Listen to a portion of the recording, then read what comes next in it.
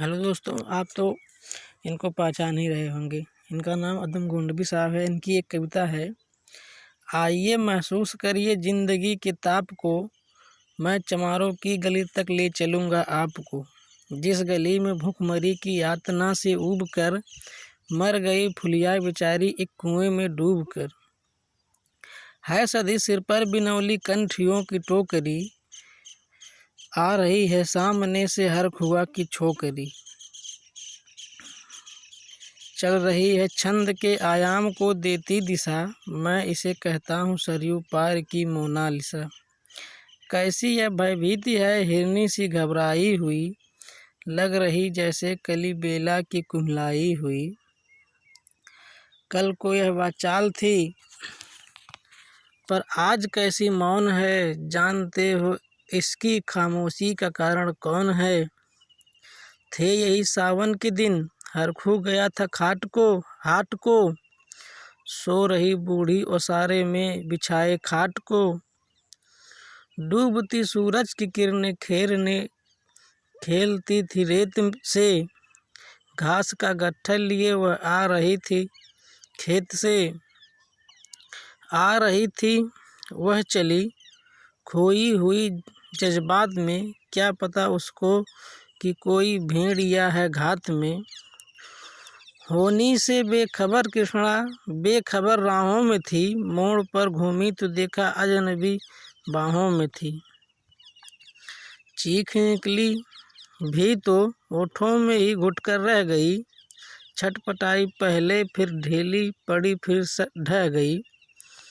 दिन से सरयू के कछारों में था, कब का ढल गया, वासना की आग में कौमार उसका जल गया। और उस दिन ये हवेली हंस रही थी मौज में, होश में आई कृष्णा तो कृष्णा थी पिता की गोद में। जुड़ गई थी भीड़ जिसमें जोर था सैलाब था, जो भी था अपनी सुनाने के लिए बेताब था। बढ़ के मंगल ने कहा, काका तू कैसी मौन है, पूछ तो बेटी से आखिर वो दरिंदा कौन है। कोई हो संघर्ष से हम पाँव मोड़ेंगे नहीं, कच्चा खा जाएंगे जिंदा उनको छोड़ेंगे नहीं। कैसे हो सकता है होने कह के हम टाला करें, और ए दुश्मन बहू बेटी से मुँह काला करें।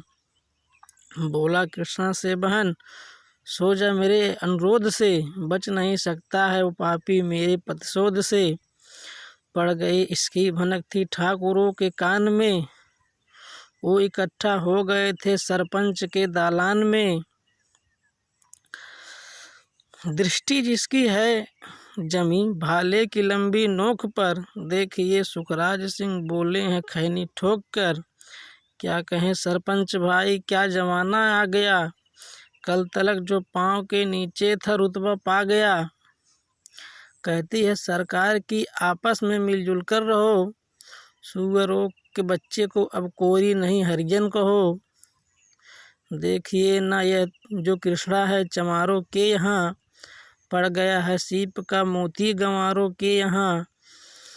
जैसे बरसती नदियाँ अल्हड़ नशे में चूर था, हाथ ना पुट्ठे पर रखने देती है मगरूर है। भेजता भी है नहीं ससुराल इसको हर खुआ, फिर कोई बाहों में इसको भींच ले तो क्या हुआ।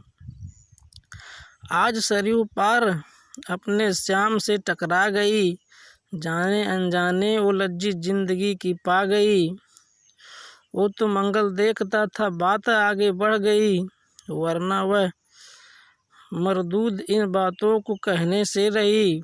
जानते हैं आप मंगल एक ही मक्कार है, हर खू उसकी सर पे थाने जाने को तैयार है।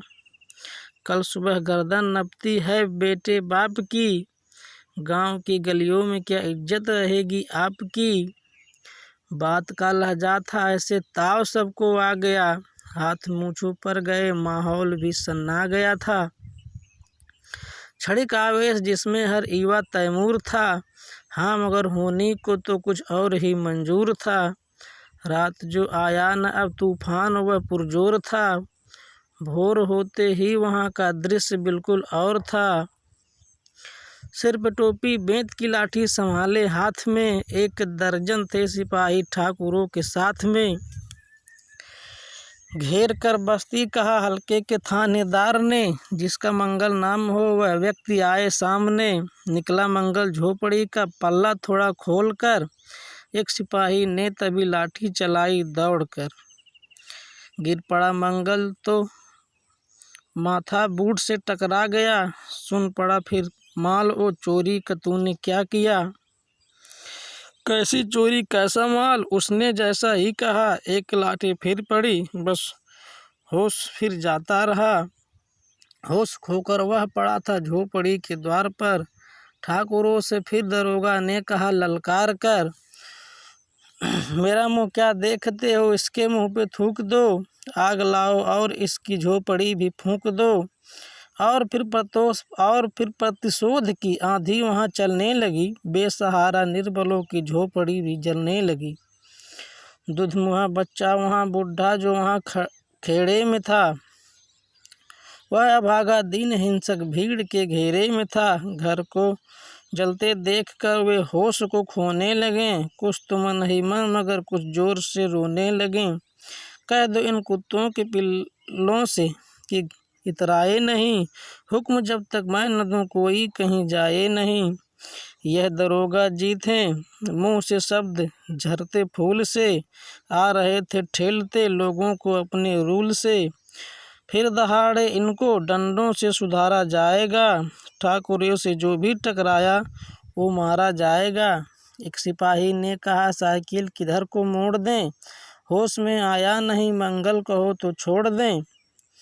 बोला थानेदार मुर्गे की तरह मत बांक दो, होश में आया नहीं तो लाठियों पर टांग दो। ये समझते हैं कि ठाकुरों से उलझना खेल है, ऐसी पाजी का ठिकाना घर नहीं है जेल है। पूछते रहते हैं मुझसे लोग अक्सर यह सवाल, कैसी है कहिए ना सरयू पार की कृष्णा का हाल। उनकी उत्सुकता को शहरी नगनता के ज्वार को, सड़ रहे जनतंत्र के मक्कार पैरोकार को, धर्म संस्कृति और नैतिकता के ठेकेदार को, प्रांत के मंत्रीगणों को, केंद्र की सरकार को मैं निमंत्रण दे रहा हूँ आए मेरे गांव में।